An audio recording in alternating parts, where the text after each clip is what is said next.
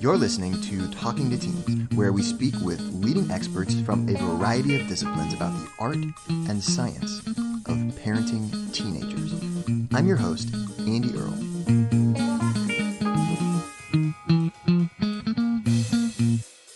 We're here today with Kari Kampakis. She is the author of the new book, Love Her Well, 10 Ways to Find Joy and Connection with Your Teenage Daughter. Kari had a perfectly good career writing books for teenage girls. She's the author of books like 10 Ultimate Truths Girls Should Know and Liked, Whose Approval Are You Living For?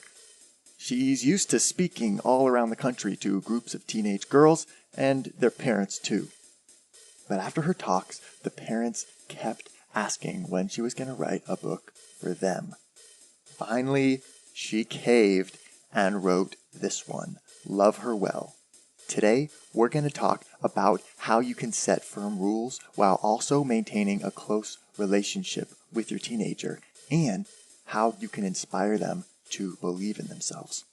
Kari, thank you so much for making the time to come on the show today.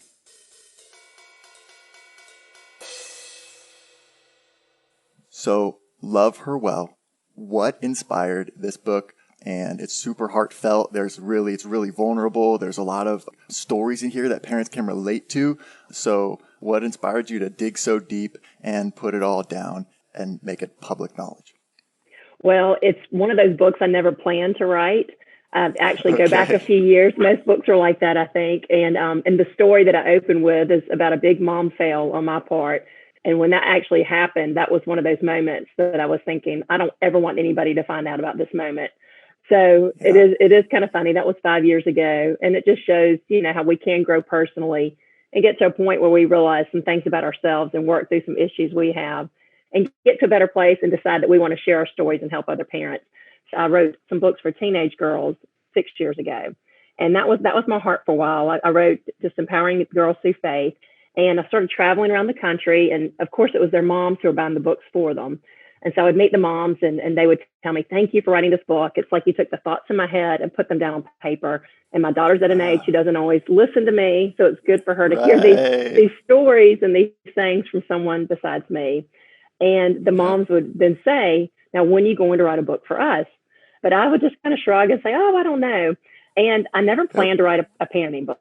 And I think probably a lot of people who do write parenting books would say that because I don't consider myself an expert. But I consider myself more of a resource just because of the stories that I have from raising 4 daughters. And then also I've spent 6 years traveling around the country, meeting mothers and daughters from my book with teen girls. Yeah. So what really inspired this book was as my oldest daughter became a teenager, our relationship changed. We started locking horns. We went through some hard seasons. And I really had to search on how do you love a teenage daughter. And my instinct was to buy into all those negative scripts that people had told me since they were babies. Just wait until she's a teenager. It's a nightmare. You just have to survive it. And when we started locking horns, that's what my initial thought was. Like, oh, it's coming true, right. Those predictions. And that just really made me dig my heels in and just be firmer and think, I just got to show these girls who's boss. And it really caused division in my relationship with my daughter. And I realized this was not working. And I had a lot of pride on my part that I had to work through, that I wasn't approaching her the right way. And I definitely wasn't loving her. And I knew I wasn't loving her because of how I felt when I went to bed at night. I didn't feel good about our relationship and how coldly I was treating her. So that's the heart behind the book, is how do you be a mom during the teenage years, but also love them well and find joy and connection in the teenage years and really finish strong. Because if you think about it, our last years with our children at home set the stage for our long-term relationship that's going to last longer than 18 years. And, if we want to have healthy dynamics in place for that long-term relationship, it really starts in what happens during adolescence. I think so. And I think it's so easy to get stuck there in a relationship where there's stubbornness or something, and neither person wants to kind of be the first one to give in. And so I wonder, if you have any thoughts for parents who find themselves in a similar situation like that on how to kind of see a way through it. Yes, I would say it takes a lot of soul searching and humility, and just know that you're not the only one. I know nobody likes to hear that word, but So was there like an easy kind of way to do it without kind of going through all that, like, soul searching and stuff? oh no, not that I know of. For me, that's what it took. It took, after I had that, there was a breakdown moment, and that's what I opened the book with. That my daughter and I just had this big fight. We had been fighting for a few months. It just had built up, and it was over something dumb. I don't even remember what we were fighting over, but she left mad, slammed the door. And after she left, my house was quiet. Then I regretted it. And I regretted all these stupid fights we'd had. And I was like, I need help. And I basically just fell to my knees in my closet. And I just admitted that this was not working. I needed a new approach in this relationship. So I went to the gym that day, and I saw a friend that I trust that has an older daughter. And I asked her, how do you handle these fights with your daughters? And she told me, she's like, when you argue, you've got to circle back around. Go back when you're calm and you've had time to think, and go circle back around. And, don't let the sun go down on your anger, like we've always heard.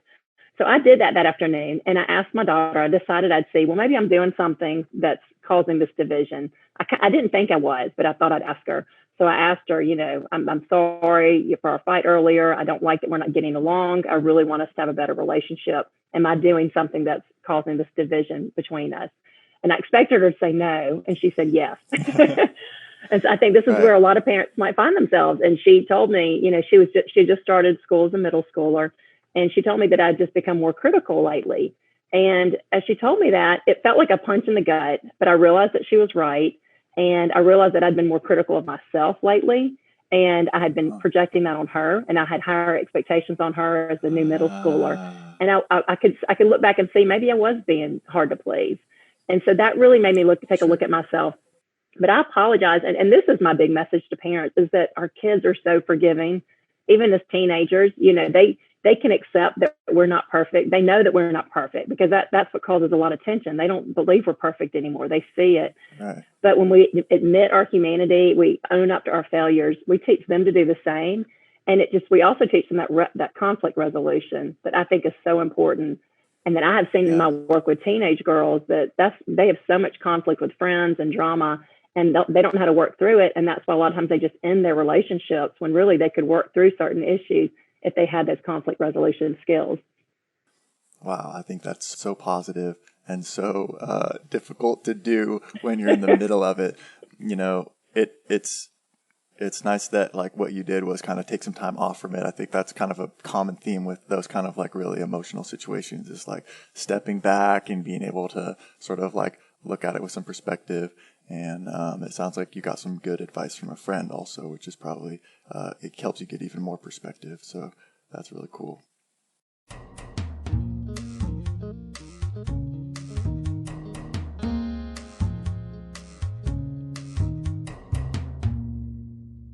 You have a collection in here of 35 ways to speak life to a teenager.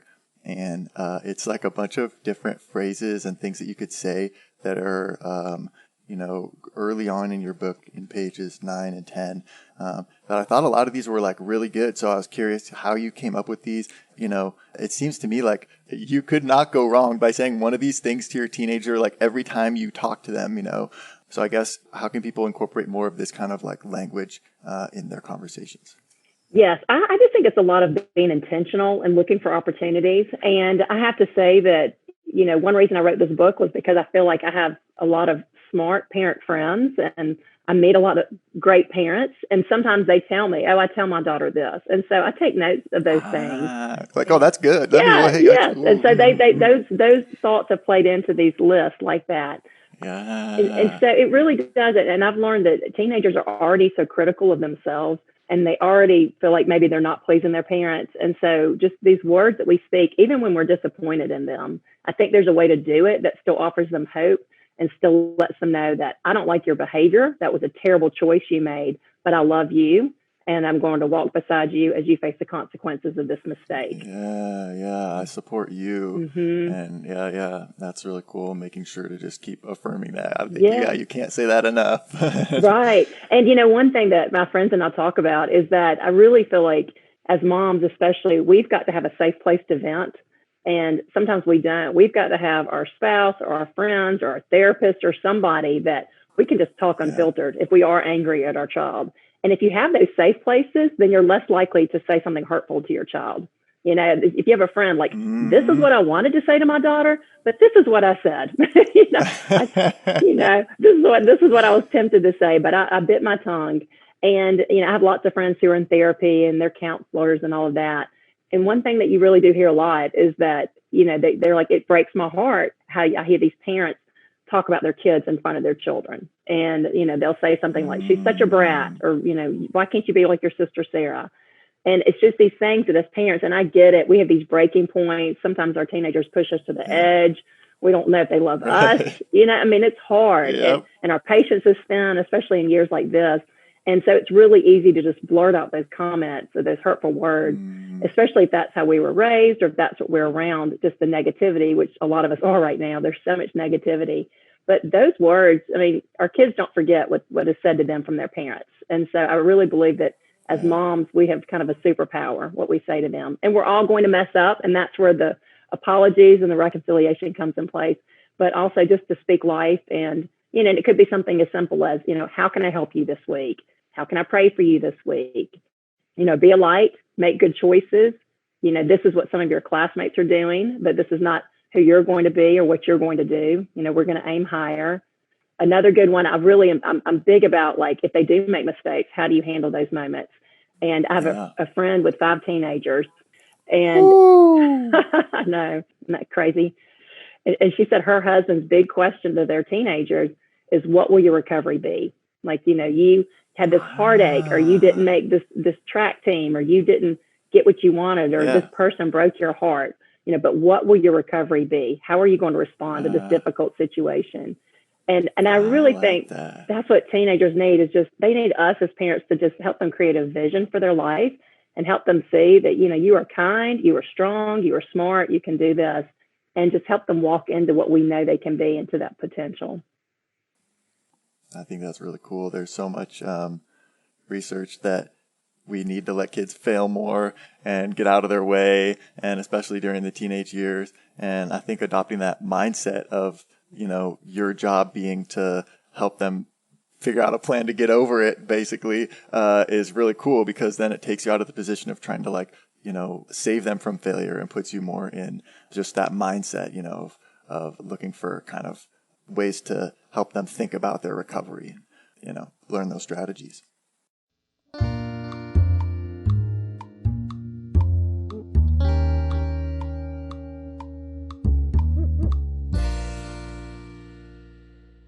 So, another question that I had was, I really like this chapter you have on listening and empathizing. And you talk about how sometimes it's really, really hard to listen to your kids and actually hear what they're saying, because the thoughts in your head about what they're saying are so loud. So how do you turn those down and really listen to what's being said? Right. I think that we just have to be aware of what we're telling ourselves, and how sometimes we make their life about us. And here's an example. Totally. I have a friend, and her daughter fell in love with Pepperdine out in California. Like, who wouldn't fall in love with Pepperdine? It's an amazing. Oh, it's like the most beautiful place in the world. That's what she said. She's like, it's impossible not to fall in love with it. So she was seriously considering going to Pepperdine, but we live in Alabama. That's not a quick flight. And in her mind, she's thinking, you cannot go to Pepperdine. That's too far away from home. And I think that's just an example of what we do sometimes as parents, rather than just giving them that space. Like, okay, what is it that you like about this school? What is it that speaks to you? Let's help me understand, because we can understand our children better. Even if she doesn't go to Pepperdine, you get to know more about your child, and there might be another school that is closer, that's a better fit, it's closer, but it's a similar vibe and a similar fit. And so there's something, that choice is like, she's making that for a reason. Right. Like tuning into what the deeper reason behind that. Mm-hmm. And I can say, having 4 daughters, none of them are exactly like me. And so it really takes, I have to kind of think, okay, well, explain this to me, because that would not appeal to me, but I want to know why that appeals to you. And I think that's, helping them tune in to what they feel they're being led to do. That's really important for them to have that internal guidance, because that's something else you hear about teenagers now, is that they're so coached, and there's so many voices telling them what to do, that sometimes they don't know what they want. because they're just doing what everybody else wants them to do. And so really, helping them tuning into that inner voice and helping them trust what they feel they should be doing with their life, but also discovering like, okay, what can I learn about my child through this? We're here with Kari Kampakis talking about how to balance firm rules and a strong relationship with your teenager. And we're not done yet. Here's a look at what's coming up in the second half of the show. If we want to influence them, then we've got to have that relationship in place. They only get one set of parents. And if we're not parenting them, then who's going to? She was a big dancer. We did dance for years. She begged me to do this competitive dance. So I let her do it in 5th grade. So in my head, I'm thinking, okay, this is our track. She is going to try out for the dance team at the end of 6th grade. I had her sign up with this coach. You have to sign up early. So we had it all planned out. And then at the end of 5th grade, she told me she wanted to quit dance. And I'm like, what? No. And I kept thinking she'd change her mind. And I was like, well, what about this dance intensive with your friends this summer? And I kept trying to give her these carrots, and she wouldn't take it. She was dead set that she wanted to quit. She did not want to do it anymore.